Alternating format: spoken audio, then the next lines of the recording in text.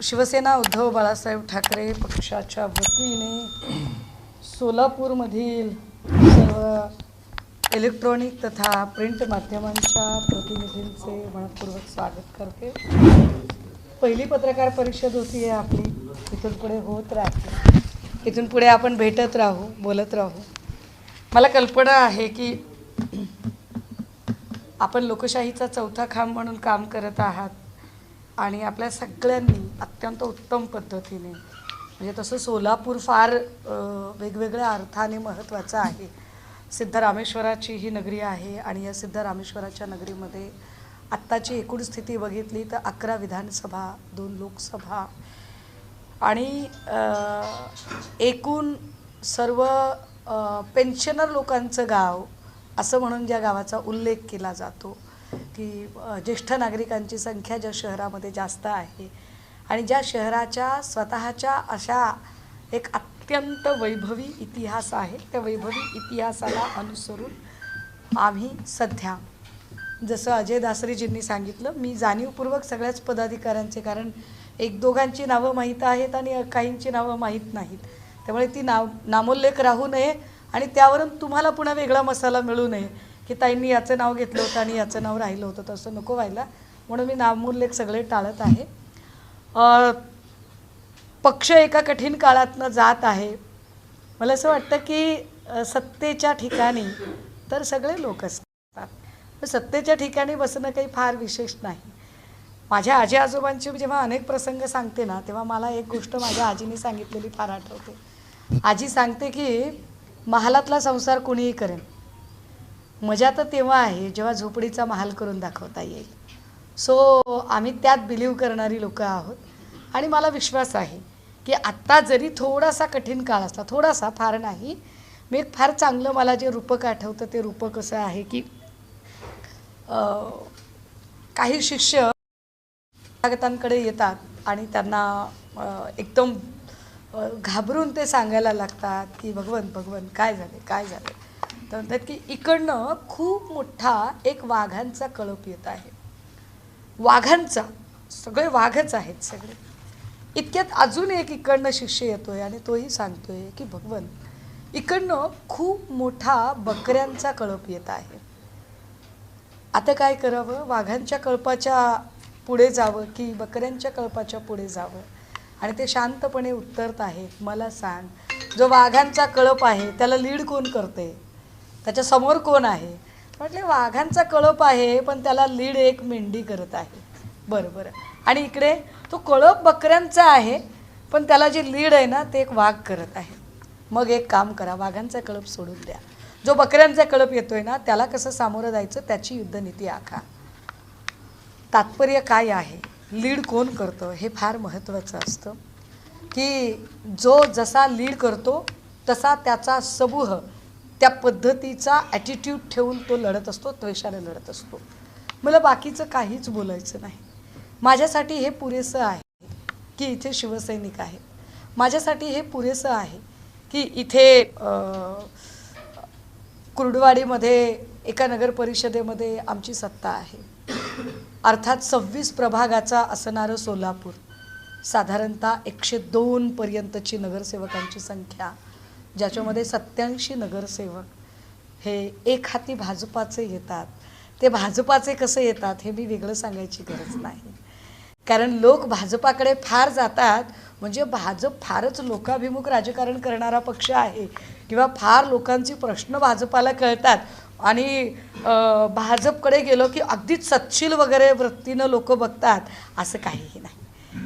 भाजपाकडे गेल्या लोक जातात त्याचं कारण असं आहे की भाजपा उत्तम पद्धतीने निवडणूक यंत्रणा मॅनेज करू शकतं, याचा विश्वास लोकांना आहे की साम दाम दंड भेद कपट षडयंत्र EVM मतदार दुबार मतदार काय उमेदवारांची पळवापळवी खरेदी विक्री सगळ्या पद्धतीने भाजपा मॅनेज करू शकते, हे फार विशेष आहे। तर त्यामुळे लोक भाजपाकडे जातात। अन्यथा जर खरंच प्रत्येकजण जर सच्चा दिलाचा असेल तर अगदी चुनूक म्हणू ना, अगदी सहज साधं उदाहरण म्हणून, काल काहीतरी भुजबळ साहेबांना क्लीन चिट मिळाली आता भुजबळ साहेबांना जर क्लीन चिट मिळाली तर याचा अर्थ भुजबळ साहेब सच्चे आहेत, भुजबळ साहेब सत्यवादी आहेत. माझी तशीच धारणा आहे की ते सच्चे आहेत, ते सत्यवादी आहेत आणि त्यांना क्लीन चिट मिळाली. मग त्यांना जर क्लीन चिट मिळाली असेल तर त्यांच्यावर आरोप करणारा मुलुंडचा HD व्हिडिओ स्पेशालिस्ट त्याने माफी मागितली पाहिजे जाहीर, की आपण एका अत्यंत सच्शील सच्च्या माणसाला त्रास दिलेला आहे, माफी मागितली पाहिजे. इवन वाईस वर्सा भुजबळ साहेबांनी आबरू नुकसानीचा दावा टाकला पाहिजे HD व्हिडिओ स्पेशालिस्टवर. म्हणजे ज्या पद्धतीने बघा की आमचे नेते सन्मान्य संजय राऊत साहेबांवरती आरोप झाले, राऊत साहेब तुरुंगवासाला सामोरे गेले, राऊत साहेब बाहेर आल्यावर राऊत साहेबांनी त्यांच्यावर केस टाकली आबरू नुकसानीची, की तुम्ही अशा पद्धतीने मला हॅरॅश केलेलं आहे. कर नाही त्याला डर कसली. पण तुम्ही जर नीट बारकाईने बघितलं तर भावना गवळी असतील, यशवंत जाधव असतील, हसन मुश्रीफ असतील, अजितदादा असतील, भुजबळ साहेब असतील, कुणीही यांच्याकडे गेलेला कुठलाही अशोकराव चव्हाण असतील, इथले पण खूप जण गेले असतील, फार धुतल्या तांदळाचे सगळे खूप जण गेले असतील.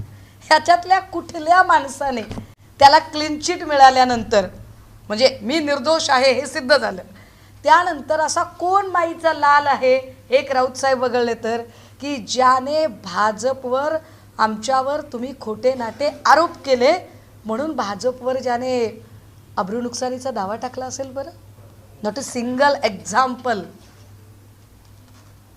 Not only in Maharashtra, in all over India एक असं एक्झाम्पल नाही की जो त्याला नडेल आणि त्याच्यावर केस टाकेल. अर्थात तिकडे अरविंद केजरीवालजी आहेत, ममता बॅनर्जी आहेत, ही काही फ्रंटवर लढणारी लोक आहेतच, सन्मान्य अपवाद आहेत. पण जे भाजपला सरेंडर झाले चौकशांना घाबरून, त्यातल्या एकाही जणाने नंतर चौकशीतनं सुखरूप बाहेर पडल्यानंतर भाजपवर अजिबातच कुठल्याही प्रकारे अब्रू नुकसानीचा दावा टाकला नाही किंवा भाजपच्या नेत्याने अपेक्षासुद्धा केली नाही की साला तुम्ही माझ्यावर एवढे आरोप केले, तुम्ही मला डॅमेज करायचा प्रयत्न केला, तुम्ही माझं प्रतिमाहनन केलं, तर आता तुम्ही माझी माफी मागितली पाहिजे असं म्हणायला पाहिजे की नाही. त्यांनी एकही जण म्हणत नाही. हे नेमकं काय आहे? इतकी काय माणसं दुधखोळी असतात का? इतके काय आपण धोत्रावर इन करणारे असतो का की आपल्याला काहीच कळत नाही? तर आपल्याला ते सगळं कळतं. म्हणजे भाजप हा काही फार धुतल्या तांदळाचा सच्शील आणि लोकांना फार आवडतो असा काही पक्ष नाही. फक्त प्रॉब्लेम असा आहे की त्यांच्याकडे पैसा जरा जास्त झाला आहे, मनी मसल पॉवर त्यांच्याकडे चिकार आहे. पण या मनी मसलला उत्तर द्यायला आमच्याकडे मेंटल पॉवर नक्की आहे आणि आम्ही ते ताकदीने लढू शकतो. बाकी इथल्या मंत्र्यांचं काय, इथला आता खूप सारी मला त्याच्यावरती अगदीच पहिल्या दिवशी काही फार बोलायचं नाही आहे. परंतु ह्या सगळ्यांचे पण पेन ड्राईव्ह, कॉप्या, सीड्या, झेरॉक्स बऱ्याच गोष्टी असतात. मी आत्ता फक्त पहिल्यांदा पाऊल ठेवलं आहे शहरामध्ये, बऱ्याच गोष्टी निघतील. त्यामुळे मला वाटतं इथून पुढे ते काळजी घेतील, त्या सगळ्या गोष्टींची फार काळजी घेतील.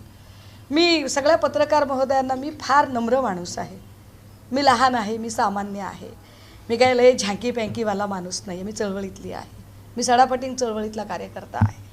पण एक नक्की म्हणजे हे सगळ्याच्यासाठी मी फार ताकदीने एक मांडलं पाहिजे. मी कायम असं म्हणते की मी महिला असण्याचं विक्टिम कार्ड कधीही खेळत नाही, नेवर. माझं असं म्हणणं आहे की मी ज्या क्षेत्रात आली आहे तिथे तुम्ही मला इतरांच्यासारखी कार्यकर्ता कन्सिडर करा.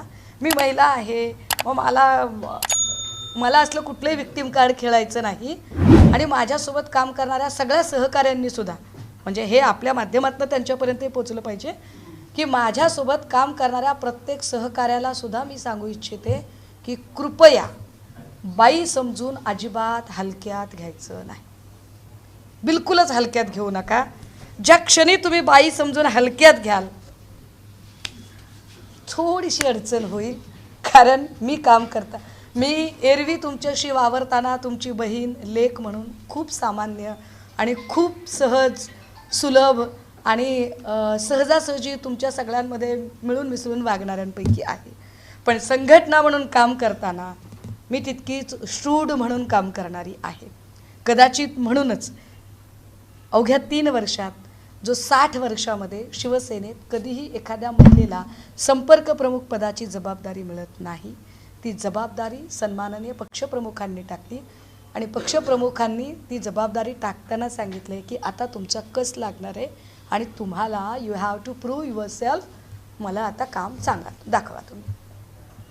मी इथे काम करत असताना मी अगदी कालही सन्मान्य पक्षप्रमुखांना म्हटलं होतं की सर काय करूया, आपण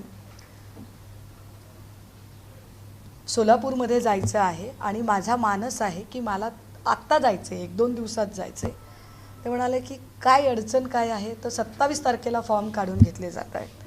अजून मला माहीत नाही की आम्ही किती ठिकाणी लढत आहोत, आम्ही किती जिल्हा परिषद लढतोय, किती पंचायत समित्या लढतोय याची मला कल्पना नाही आहे. माझ्या हातात अशा काही पद्धतीने आता जिल्हा दिला जाणार आहे की ज्याच्यामध्ये ऑलरेडी फॉर्म भरून झालेले आहेत. म्हणजे फॉर्म कुणाला द्यायचा आहे, कुणाला नाही द्यायचा आहे, कुठे लढायचे कुठे नाही लढायचे, हे सगळं माझ्या हातातनं गेलेलं आहे. ती वेळ गेलेली आहे. आत्ता माझ्याकडे काय आहे, प्राप्त परिस्थितीत आहे त्या सगळ्या सैन्यासह, जिथे जशा जागा भरल्यात त्यांच्यासह आता लढणे एवढं माझ्या हातात आहे. आणि कसं लढायचं त्याची फक्त स्ट्रॅटजी ठरवणं एवढं माझ्या हातात आहे. ते कसं लढायचं हे त्याच्यासाठी मी निश्चितपणे प्रयत्न करेल. मी आज फक्त आणि फक्त सगळ्यांची तोंडओळख करून घेण्यासाठी आली आहे. आज फक्त म्हटलं की चला, गड्ड्याची जत्रा चालू आहे, सिद्धरामेश्वराच्या नगरीत अनेक लोक खूप लांबून येतात, तर जाऊया, आपणही परमेश्वराला नमस्कार करूया, सगळ्या चळवळीतल्या लोकांना भेटूया, सगळे जुने सगळे साथी सवंगडी इथे आहेत त्याही सगळ्यांना भेटूया, बोलूया. भटक्या मुक्तांच्या चळवळीच्या निमित्ताने मी इथल्या अनेक लोकांशी परिचित आहे, त्यांना कनेक्टेड आहे. गणराज्य संघाचं काम करतानाचे अनेक लोक माझ्यासोबतचे ओळखीचे आहेत. तिकडे भवानी पेठ असेल, तिकडे तुमचा मंगळवार पेठ, बुधवार पेठेचा एरिया असेल, या सगळ्या एरियातले लोक बऱ्यापैकी, तुळजापूर वेस्टच्या तिकडची लोक असतील, या सगळ्यांच्या सोबत, किंवा चळवळीतले अनेक लोक आहेत, या सगळ्या लोकांच्या सोबत, काही प्रशासकीय अधिकारी आहेत ज्यांच्यासोबत मी अधिकारी म्हणून एकत्र काम केलेलं आहे. तर असे माझे काही अधिकारी सहकारी जे आता वेगवेगळ्या जागांवर काम करत आहेत, तर त्या सगळ्या लोकांना भेटूया, बोलूया. एवढ्याच एका अनुषंगाने जिल्हा परिषद निवडणुकीच्यासाठी फक्त आज मी मोहोळला, पाटकुळला, फक्त तिकडे मी एक प्रचाराचा नारळ फोडणार आहे आणि एखादी सभा फार फार तर होईल.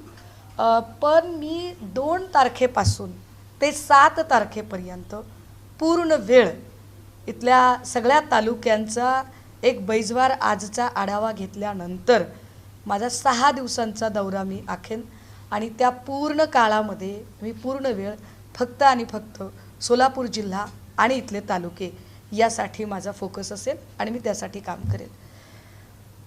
मला याची कल्पना आहे की आपण सगळे माझ्यासमोर बसलेले जे पत्रकार आहात, खरं तर मी पहिल्या दिवशी बोलते त्यामुळे जरा तुम्ही मला तेवढी ढील द्याल की एरवी मी माझी 10 ते 15 मिनिटात सटासट पत्रकार परिषद संपवते, पण हा संवाद आहे म्हणून बोलते.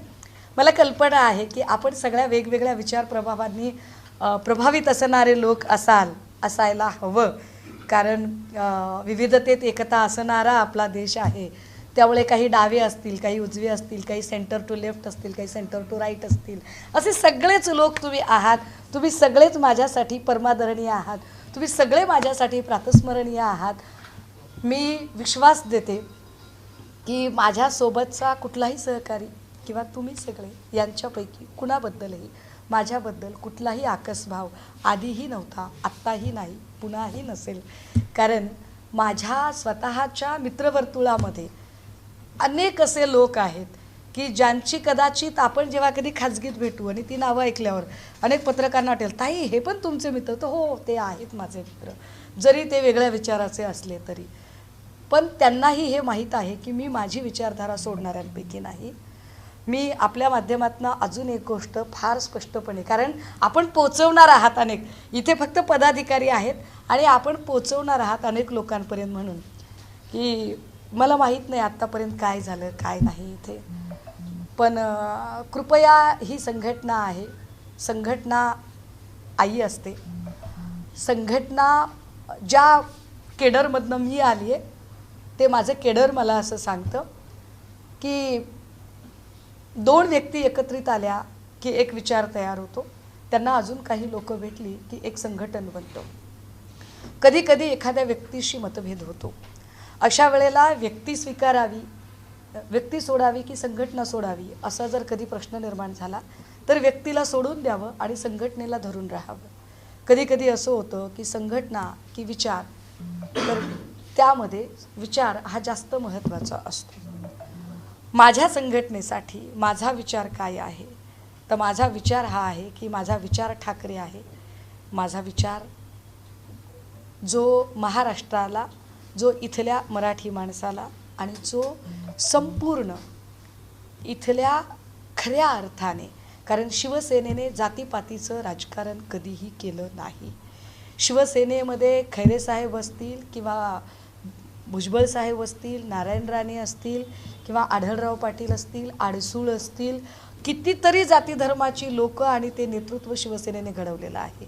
आम्ही हे छाती ठोकपणे सांगू शकतो की हे कोणत्याही पक्षात असले तरी हा ब्रँड शिवसेनेने घडवलेला ब्रँड आहे.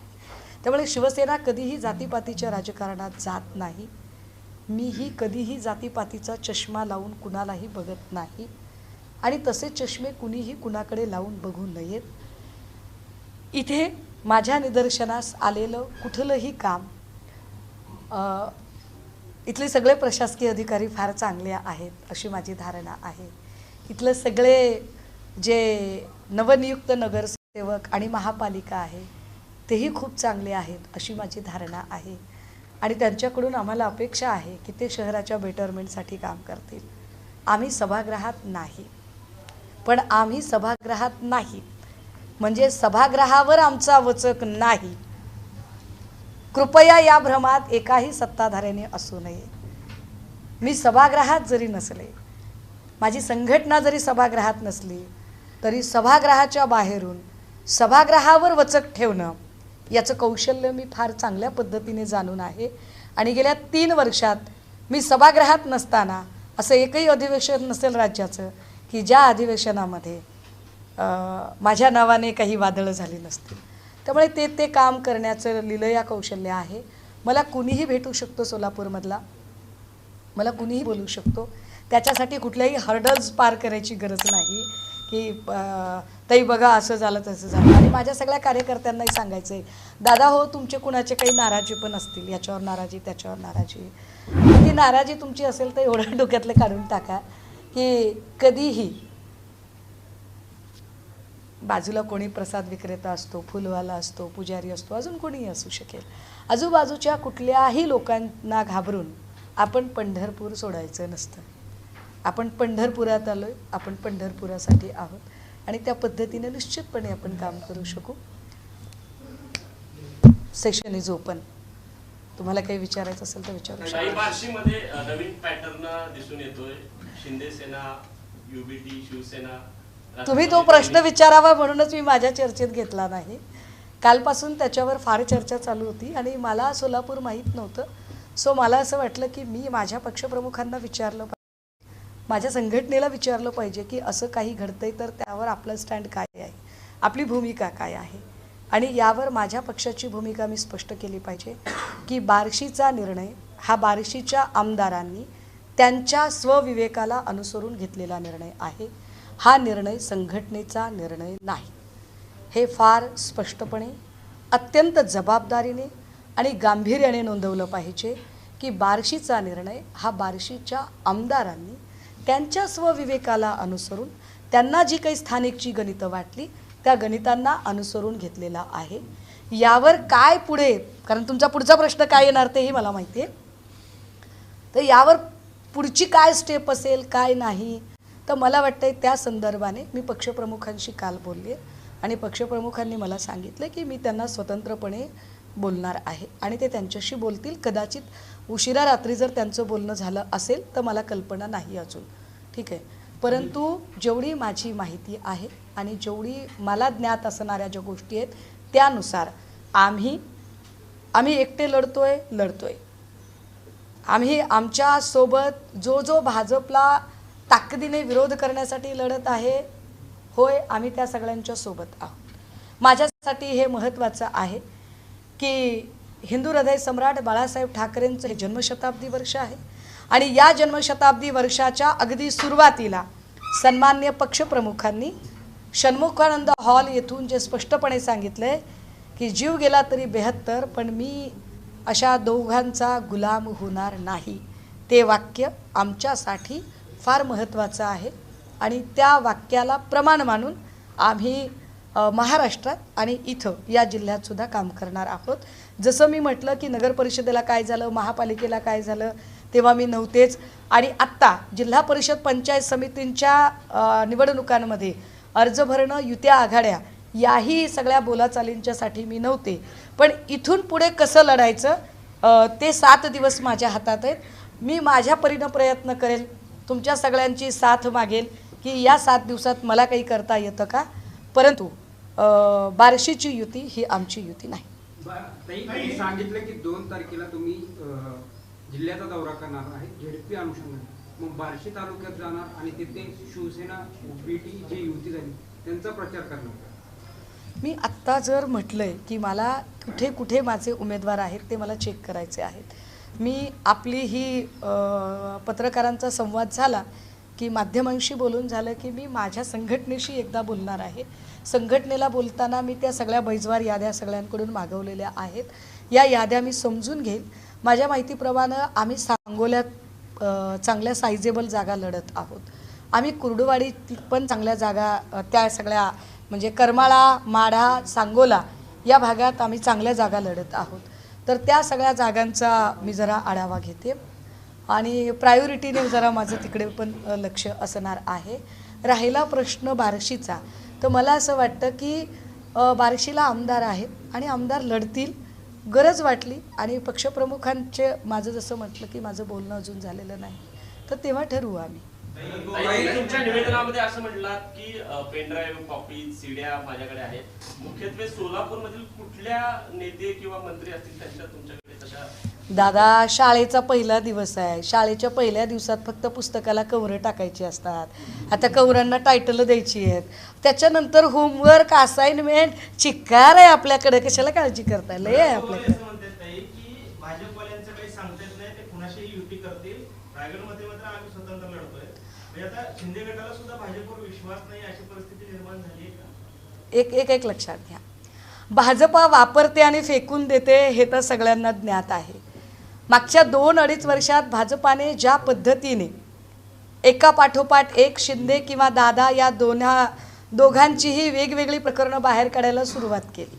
उदाहरणार्थ अजितदादांच्या संबंधाने कोरेगाव पार्कच्या जमिनीचं प्रकरण असेल, 70,000 कोटीच्या घोटाळ्याचा वारंवार उल्लेख असेल किंवा अगदी म्हणजे सत्ता सुरू होतानाच पहिल्याच वर्षात पहिली धनंजय मुंडेंची विकेट असेल, दुसऱ्या वर्षात दुसरी माणिकराव कोकाटेंची विकेट असेल, सातत्याने त्यांच्या मंत्र्यांना वादग्रस्त ठरवणं असेल किंवा शिंदेंचा विचार केला तर संजय शिरसाटांवर लागलेली SIT असेल किंवा संदीपान भुमरेंच्या जागेचा विषय असेल, भरत गोगावलेंच्या पालकमंत्रीपदाचा अजूनही तिढा न सुटणं असेल किंवा अगदी त्याच वेळेला स्वतः उपमुख्यमंत्र्यांकडे असणारं खातं UD अर्बन डेव्हलपमेंट त्या नगरविकास खात्याचीच लागलेली चौकशी असेल किंवा रामदास कदमांच्या पत्नीच्या नावे असणाऱ्या डान्स बारची चौकशी असेल किंवा स्वतः मुख्यमंत्र्यांच्या भावाच्या रिसॉर्टच्या संबंधाने जी सगळी मागच्या महिन्यामध्ये जे ड्रगचा विषय जो निघाला ही सगळी माहिती असेल.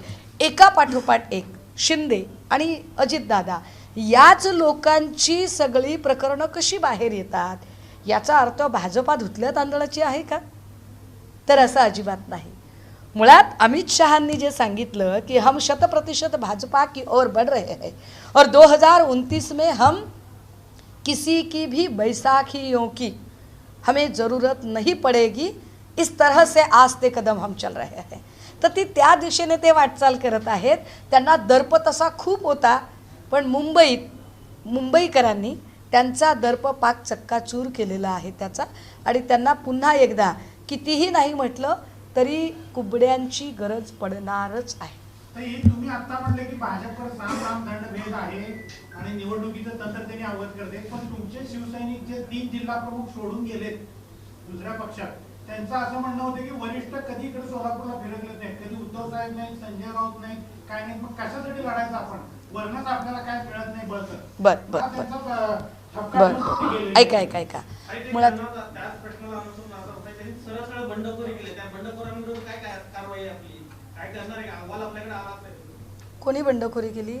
त्या ज्यांच्या जिल्हा प्रमुखांनी तुम्हाला शिवसेनेच्या जिल्हा प्रमुखांनी बंडखोरी करत भाजपाकडून उमेदवारी मिळवली आणि विजयी सुद्धा झाले, अशा काही बंडखोरांचा आपल्याकडे नाव आलाय का? ऐका आणि ऐका महापालिकेच्या संदर्भात? ओके ओके ओके जे लोक भाजपकडे गेले आता त्याच्यावर कारवाई करायचा काय प्रश्न आहे? आता दिल्या घरी सुखी राहा म्हणायचा हा एक भाग.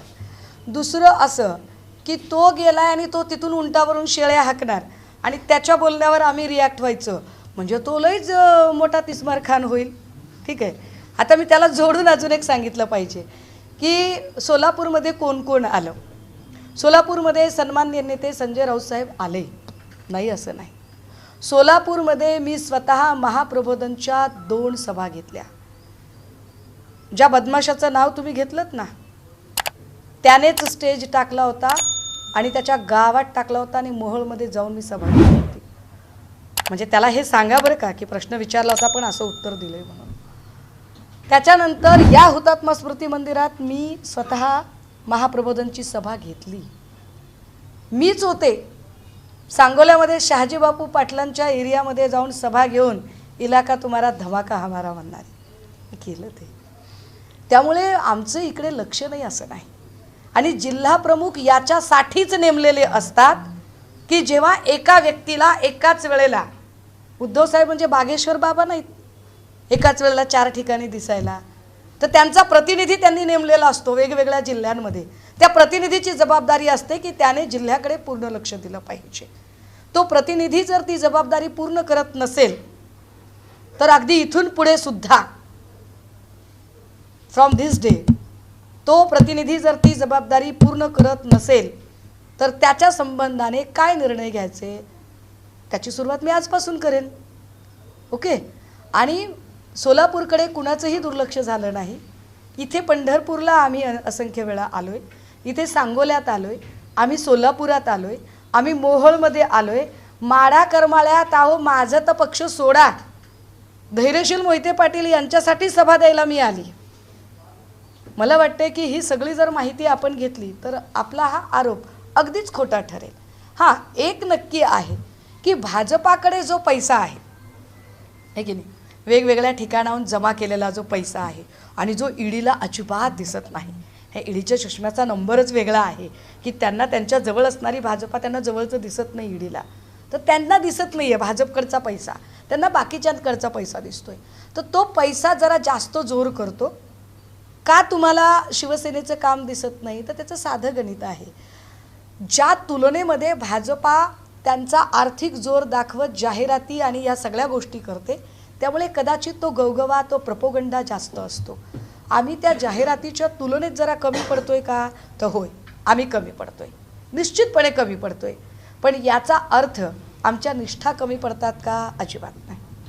अतुलराजे भवरसारखा एक माणूस आहे, किती वेळा केस पडल्या, किती वेळा पोलीस स्टेशन झालं. मग जर लक्ष नसेल तर असं किती वेळा झालं बरं की तुमच्या समोर आहे की भवरचा फोन उचलला नाही, मी उचलला नाही किंवा राऊत साहेबांनी उचलला नाही, असं किती वेळा झालं बरं? तर प्रत्येक वेळेला तो फोन घेतला गेला. फक्त त्यांचाच नाही, इथल्या अगदी छोट्यातल्या छोट्या कार्यकर्त्यांचे फोन घेतले गेले. मी सोलापूरमध्ये नसेल पण सोलापूरमधली अशी कितीतरी माणसं आहेत, मग ती अगदी म्हणजे इकडे रेखा आडकी असेल किंवा अगदी शरद कोळी असेल, कोणीही, याच्यातला एकही माणूस असा नाही की ज्यांच्याशी मी कनेक्टेड नाही किंवा ज्यांना मी बोलले नाही. अगदी अक्कलकोटमधले काही प्रॉब्लेम असतील तरीसुद्धा मी असंख्य वेळा त्याच्यावर बोललेली आहे. तरीही तुमच्या अपेक्षा इथून पुढे पूर्ण केल्या जातील. एक काळ असा होता की बाळासाहेबांचा आदेश निघाला तर आपला जीव देण्यासाठी सज्ज असणारी शिवसैनिकांची एक पिढी होती. आणि आता असं दिसतंय की सत्तेवर असताना सुद्धा उद्धव साहेबांना 40 आमदार सोडून जातात, त्यानंतर काही खासदार सोडून जातात, अगदी विधानसभेच्या वेळेला निवडणुकीत उमेदवार पडून जातात, आपला बी फॉर्म घेतात आणि तिसऱ्याची उमेदवारी स्वतःच्या दुसऱ्या पक्षाकडनं उमेदवारी भरतात. शेवटपर्यंत म्हणजे कालपर्यंत सुद्धा धक्के बसतायत शिवसेना या सगळ्या धक्क्यातनं का सावरत नाहीये? कारण काय? म्हणजे तो निष्ठावंत सैनिक आहे, तो आता असा कसा काय झालेला आहे? एक एक एक एक लक्षात घ्या.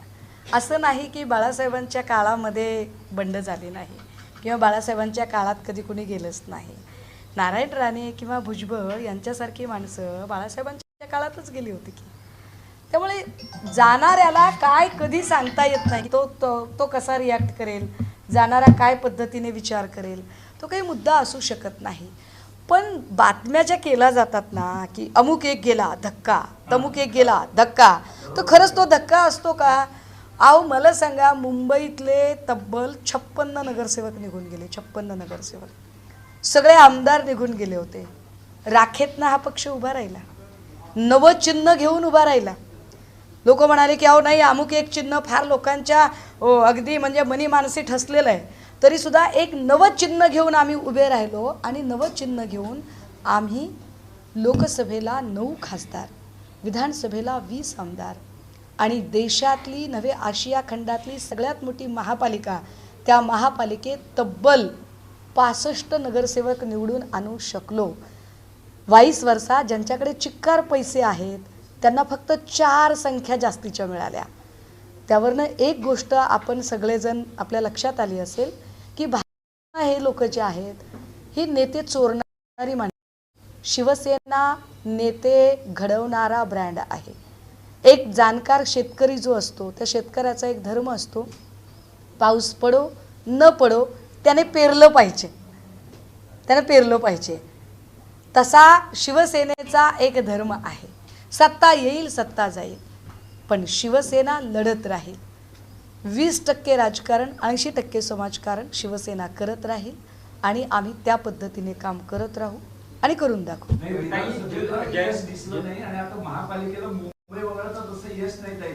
सोलापूरमध्ये एक आमच्याकडे आमदार असणाऱ्या आणि 4 आमदार दिले, तिथं आपलं काहीच अस्तित्व राहिलं आमच्या नाही. बघा, सोलापूर एकतर मूळचा गड होता तो काँग्रेसचा नाही, गड. उदाहरण दिलं अशा अनेक नाही ठिकाणी. नाही, सोलापूर हा मूळचा गड होता काँग्रेसचा आणि सोलापूरमध्ये आत्ता काँग्रेसला ओव्हरटेक करत इथे आली भाजपा.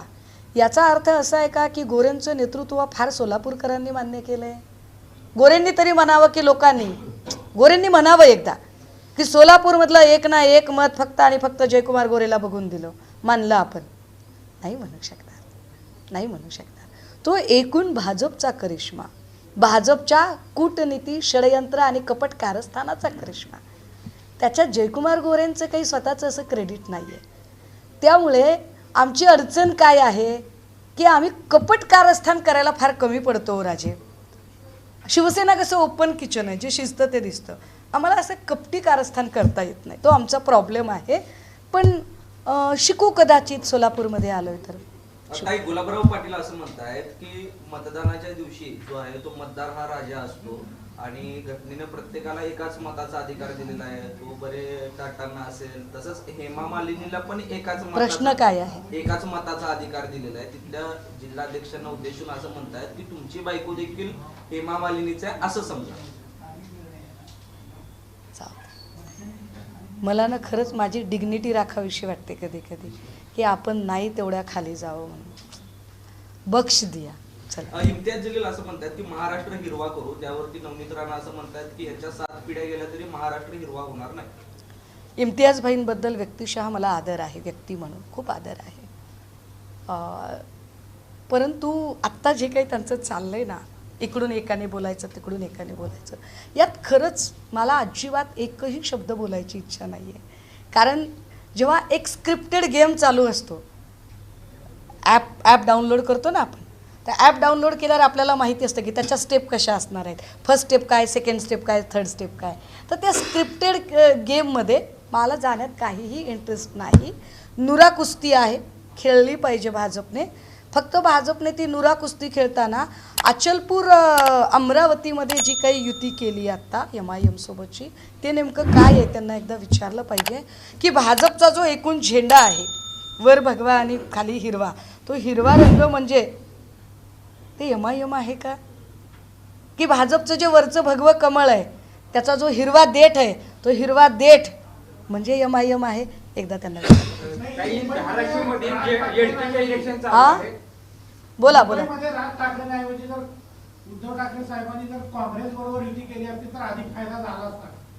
जर तरच्या राजकारणाला काहीही अर्थ नसतो. आम्ही राजकारणात आहोत, आम्ही परमार्थाच्या क्षेत्रात नाही आहोत दादा. जर असं झालं असतं तर असं केलं असतं, अजिबात नाही. आम्ही एका राजकारणाच्या क्षेत्रात आहोत आणि मला असं वाटतं की इथे टीका टिप्पण्या होत राहतात, इथे फीडबॅक मिळत राहतात. इथे प्रत्येक वेळेला आपण एरर अँड ट्रायलने गोष्टी करत राहतो.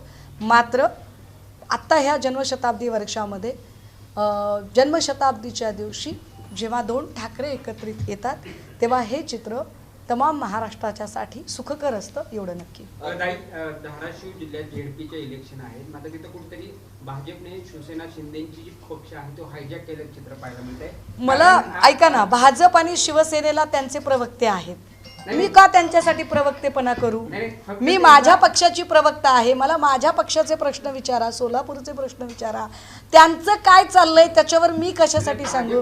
आमदारांचा मुलगा आहे त्यांचे एपी फॉर्म त्यांनी वाटप केले, ते त्यांचं त्यांना माहिती. नगर परिषद निवडणुकामध्ये नगर परिषद निवडणुकामध्ये एक पॅटर्न दिसला होता, बिनविरोधचा पॅटर्न भाजपने दिसला. तोच पॅटर्न जिल्हा परिषदमध्ये पण दिसतो. सिंधुदुर्ग आणि कोकण भागात जवळपास 11 जिल्हा परिषद जे बिनविरोध निवडून आले, या बिनविरोधाच्या राजकारणात तुम्ही कशा पद्धतीने? ये पैसा बोलता है, ये पैसा तोलता है. खरं तर निवडणुकीच्या राजकारणामध्ये मतदारांना चॉईस असला पाहिजे. मतदारांचा चॉईस तुम्ही अशा पद्धतीने काढून घेताय म्हणजे एका अर्थाने तुम्ही लोकशाही मारत आहात. काही निवडणुकीच्या काळात सोलापुरात शिवसेनेचा वाताहत झाल्यासारखी स्थिती होती, निर्णायक स्थिती होती, बंडखोरीची स्थिती होती, एकमेकाची पदाधिकारी सुद्धा नीट बोलत नव्हते, संपर्कात नव्हते, आंदोलनं झाली त्या काळात अगदी निवडणूक सुरू असताना. तर या सगळ्या पार्श्वभूमीवर आपण सोलापूरची शिवसेना बांधणीसाठी काही संकल्प आणि काही बदल केले जातील काय, अशी काही चिन्ह आहेत का? मी आपल्याला अगदी सुरुवातीला म्हटलं की इथं माध्यमांशी संवाद साधल्यानंतर मी माझ्या संघटनेच्या पदाधिकाऱ्यांशी बोलून सगळा आढावा घेणार आहे. आज माझा पहिला दिवस आहे आणि सपोज माझ्या संघटना बांधणीची काही स्ट्रॅटजी जरी असेल तर मला सांगा, जर मी ती तुमच्याशी डिस्कस केली तर ती स्ट्रॅटजी कशी राहील बरं? सो मला काही गोष्टी माझ्या स्ट्रॅटजी बनून राहू द्या, काही गोष्टी मला तुमच्याशी बोलू द्या. मुंबईमध्ये भाजपच्या जयकुमार गोरे यांनी एक वक्तव्य करताना काँग्रेसच्या महिला खासदार जे आहेत प्रणिती शिंदे यांच्यावर टीका केली होती. 2 कदम पीछे नहीं समझे, 50 कदम नीचे गेले, वो भी टांग ऊपर. काय आहे माहिती आहे का? नाही गोरे बोलले त्याच्यात काय विशेष आहे हो? काय आश्चर्य वाटायचं कारण आहे? पृथ्वीचा आकार केवढा, ज्याच्या त्याच्या डोक्या एवढा. जो ज्या संस्कृतीमध्ये वावरतो तो ती संस्कृती ते संस्कार दाखवतो. तो भाजपचा संस्कार आहे, त्यात फार काय मोठी गोष्ट आहे? उन्नाव कटवाच्या बलात्कार कांडामध्ये ज्या कुलदीप सेंगरवर आरोप होते त्या कुलदीप सेंगरची मिरवणूक काढणारी भाजपा, महिला खेळाडूचं यौन शोषण करण्याचा आरोप ज्या ब्रिजभूषणवर, त्या ब्रिजभूषणला उमेदवारी देणारी भाजपा, बदलापूरमध्ये ज्या तुषार आपटेवरती आरोप आहे त्या तुषार आपटेला स्वीकृत नगरसेवक करणारी भाजपा, फलटणमध्ये संपदा मुंडे प्रकरणामध्ये ज्या रोहित नागटिळेवरती आरोप आहे त्या रोहित नागटिळेला उमेदवारी देऊन निवडून आणणारी भाजपा. अजून किती उदाहरणं देऊ? माझ्याकडे चिक्कार आहेत बरं का. नाही. तर त्याच्यामुळे गोरे याच्यापेक्षा वेगळे वागले असते तर बातमी झाली असती. गोरे जर म्हणाले असते ना की प्रणितीताई आपण माझ्या भगिनी आहात आणि मी माझ्या बहिणीबद्दल काहीही बोलू इच्छित नाही, तर ती बातमी झाली असती की अरे बापरे, हाऊ इट इज पॉसिबल, गोरे चक्क इतकं संस्कारी भाषा बोलले, तर बातमी होईल. पण गोरे ज्या पद्धतीने बोलले इसमें कोई, ये बड़ा लाजमी है, बड़ा लाजमी है ये. म्हणजे बघा, काल तिकडे काहीतरी मुंबऱ्यात झालं तेव्हा आव्हाड काय म्हटले की आप कुछ भी बोलो मैं आपके खिलाफ नहीं बोलूंगा. ती संस्कृती झाली. हा फरक आहे, संस्कारांचा फरक आहे. असो, आता मुंबईमध्ये भाजपचे 11 उमेदवार जे आहेत ते पराभूत झालेले आहेत आणि त्यांनी असं आरोप केलेला आहे की शिवसेना शिंदे गटाने आम्हाला मदत कोणते, त्यामुळे आम्ही पराभूत. कोणाचे? अरे ते त्याला विचार भाजप त्यांची त्यांना मिटवू देत ना. मी कशाला पंच होऊ त्या दोघांमध्ये? तुम्हाला काय वाटतं वय? मी अशा रिकाम टेकडे नाही कामं करणार. भविष्यात टिकेल असं वाटतं? मी थोडी बागेश्वर बाबा आहे की मी त्याच्यात भविष्य सांगू शकेन. सोशल मीडियामध्ये महिलांच्या प्रतिक्रिया येतात एखाद्या विषयावरती, तर त्याच्या खाली जे येतात ना सगळे बाहेर, तर त्याच्यावरती काही महिला संघटनांच्या वतीने काही विचार आहे की नाही. त्याच्यावर सन्माननीय मुख्यमंत्र्यांनी आयोग नावाची एक अंधश्रद्धा नेमलेली आहे की ज्याची लोकांची अंधश्रद्धा आहे की आयोग काम करत असतो. तर त्या आयोगाला लोकांनी बोललं पाहिजे, विचारलं पाहिजे की साला तुमचं हे पण जरा काम आहे बघा ना. सभेत एकदा म्हणजे विधिमंडळ हो, मी खालच्या शब्दात टीका आहे महिला. दादा मी जेव्हा कधी विधिमंडळात जाईल ना तेव्हा नक्की मी त्याच्यावरती काम करेन. परळमध्ये असं झालंय की परिवहन मंत्री प्रताप सरनाईकांनी एका रेस्ट होमला भेट दिली वाहन चालक की ते वाहन चालक जे आहेत ते मद्यधुंद अवस्थेत सापडले. तर त्याच्यावर त्या वाहन चालकांनी उत्तर दिले की वरिष्ठ मला त्रास देतात, टीका देत नाही, त्याच्यामुळे हे पाहणी करायला मंत्री येणार आहेत म्हणून मी दारू पिऊन आलो. अशा पद्धतीची भूमिका केली आहे. काय एकंदरीत परिवहन विभागात जाऊ दे. जिथे त्यांचे आमदार कॅन्टीनमध्ये मारामारी करतात तिथं काय लोकांकडून अपेक्षा आहे? गरजा हिंदुस्तान चॅनलला सबस्क्राईब करा आणि ताज्या घडामोडी जाणून घेण्यासाठी बेल आयकॉनवर प्रेस करा.